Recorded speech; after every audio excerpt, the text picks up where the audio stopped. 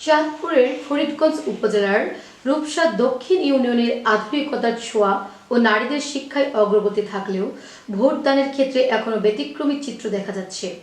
পীরের নিষেধাজ্ঞার অজুহাতে দীর্ঘ 54 বছর ধরে এই ইউনিয়নের নারীরা কোনো নির্বাচনে ভোট দেননি। 21,695 জন, এর মধ্যে নারী ভোটার 10,299 জন। স্থানীয়ভাবে প্রচলিত বিশ্বাস অনুযায়ী 1969 সালে ভারতের জৈনপুর থেকে আগত পীর মওদুদ দল হাসান কলেরা মহামারী থেকে রক্ষা পেতে নারীদের পর্দা করা ও ভোট কেন্দ্রে না যাওয়ার নির্দেশ দেন। সেই নির্দেশ মানার ফলে মহামারী থেকে মুক্তি মিলেছিল। এমন বিশ্বাস থেকেই হিন্দু মুসলিম নির্বিশেষে নারীরা আজও ভোট দান থেকে বিরত থাকছেন। তবে আসন্ন ত্রয়োদশ জাতীয় সংসদ নির্বাচনে এই দীর্ঘদিনের প্রথা ভাঙতে প্রশাসন ও প্রার্থীরা নারীদের ভোট কেন্দ্রে আনতে নানা উদ্যোগ গ্রহণ করেছেন। বিয়ে হয়েছে কত বছর আগে? 45 বছর। আমাদের এখানে বিদুকানন্দিয়া বাজার একজন জোনপুরের পীর সাহেব ছিলেন। উনি একটা মহামারীর কারণে নাকি বলেছেন পর্দা করার জন্য, যেটুকু আমরা মুরব্বীদের কাছে শুনছি। ওইটাকে কেন্দ্র করে অনেকে এটাকে ভিন্ন দিকে প্রভাবিত করে বলছে যে নাকি নারীদেরকে ভোট না দেওয়ার জন্য। আসলে বিষয়টা উঠছে পর্দার সহিত যে কোনো কাজ নারীরা করতে পারে। নারীরা সরকারি যে কোনো সুযোগ সুবিধা ওনারা নিতে পারে, পরিষদে যাইতে পারে, বাজারে যাইতে পারে, বিভিন্ন অফিস আদালত করতে পারে। শুধুমাত্র শুধু ভোটের জন্য নিষেধ করছে এমনটা নয়। জানি আমাদের এখানে হুজুর ছিল দীর্ঘদিন, তো ওনার সময় নাকি এখানে ভোট নারীদেরকে বলেছিল ভোট না দেওয়ার জন্য। এটা সঠিক আমি শুনি নাই, এটা শুনছি পরে আর কি। এই পর্যন্ত তারপর থেকে আমাদের 16 নম্বরে মহিলা ভোট দেওয়া হয় না।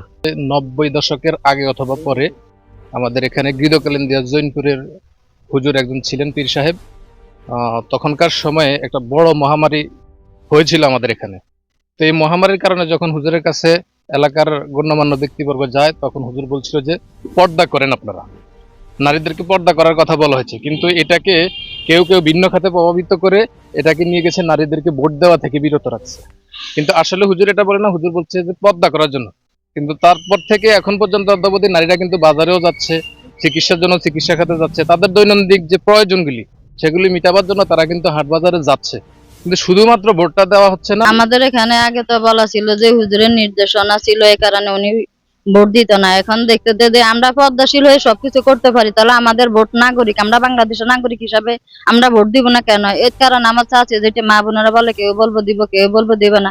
তো ঠিক আছে, আপনি দিবেন, আপনি বোরকা পরি সবকিছু করতে পারেন, হাট বাজার বেড়াতে যেতে পারেন, সবকিছু করতে পারেন, তাহলে আপনার ভোট নাগরিক হিসাবে আপনি ভোট দিবেন না কেন? আপনার বাংলাদেশের নাগরিক হিসাবে আপনি ভোট দিবেন, পর্দাশীল হয়ে যদি সবকিছু করেন, এভাবে ভোট কেন্দ্রে যাবেন, আপনি আরো 2বার ভোট দিচ্ছেন বা 1বার দিচ্ছেন, আপনি দেখেন কোনো সমস্যা হয়েছে কিনা।